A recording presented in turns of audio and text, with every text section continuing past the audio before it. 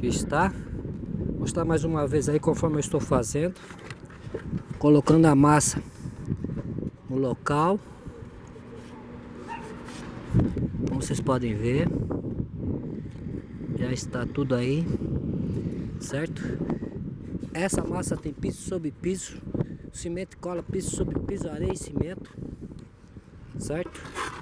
E aqui eu estou fazendo assim.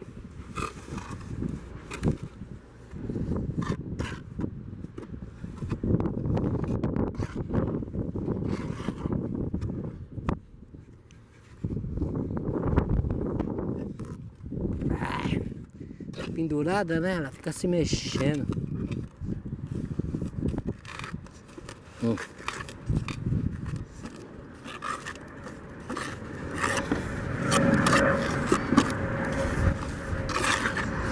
Certo? E aí, imprensando nessa, pode ver que tá branca a massa, tem piso sobre piso branca para poder ficar bem fixa, né? E aí, dessa maneira.